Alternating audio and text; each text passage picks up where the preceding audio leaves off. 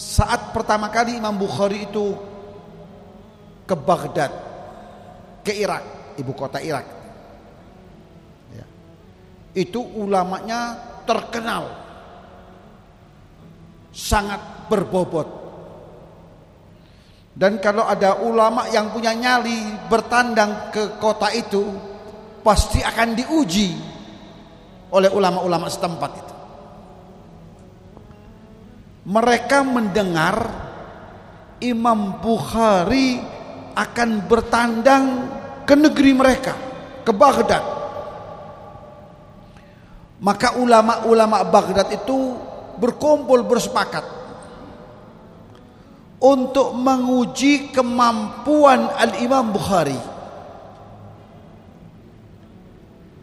Maka dihimpunlah oleh para ulama itu 100 buah hadis.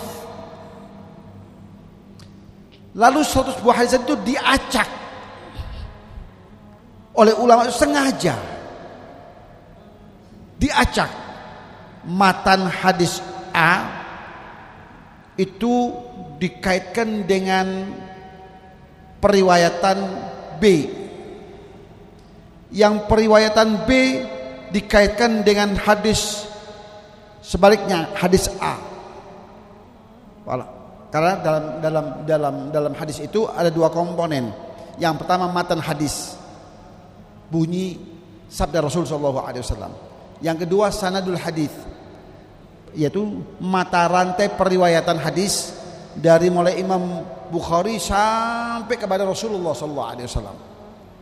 Yang itu secara keilmuan bersambung dari seorang murid ke guru, dari seorang murid ke guru, dari guru lagi ke gurunya lagi ke atas. Terus bersambung sampai kepada sahabat, sampai kepada baginda Rasul Muhammad sallallahu alaihi wasallam.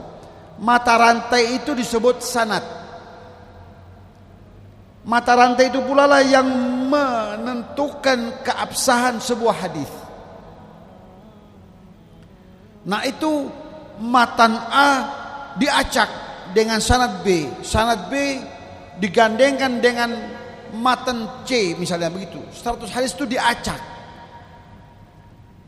Saat Imam Bukhari datang, 100 orang itu berkumpul, masing-masing menanyakan, apa komentar Anda tentang hadis ini? Sengaja itu hadis dibawakan dengan sanad yang salah, dengan periwayatan yang keliru, salah. Imam Bukhari mendengarkan saja. Yang satu 100 orang dengan 100 pertanyaan. Sudah selesai? Kata Imam Bukhari, adapun hadis yang pertama itu sanadnya bukan itu, tapi sanadnya adalah di hadis yang nomor 20. Adapun hadis yang nomor 2 sanadnya bukan itu, sanadnya adalah di hadis yang pertanyaan orang yang ke-90. Alhasil 100 hadis itu yang diacak, sengaja diacak, dikembalikan kepada wujud semula.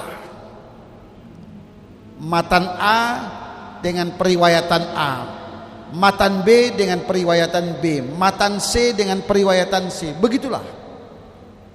Maka mereka sejak saat itu mengakui akan kehandalan dan kepiawaian seorang Al-Imam Al-Bukhari.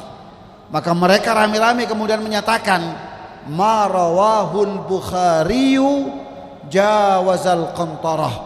Apa yang diriwayatkan Imam Bukhari itu sudah lolos sensor, nggak perlu ditelaah lagi, nggak perlu diteliti lagi. Jadi kalau ada fulan yang mengatakan menurut saya yang diriwayatkan Imam Bukhari itu begini dan begitu, itu hanya buang-buang waktu. Siapa Anda?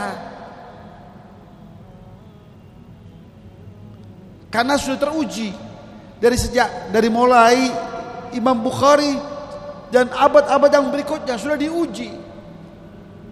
Dan seluruh ulama kurun itu mengakui akan kepiawaian daripada Al-Imam Al-Bukhari.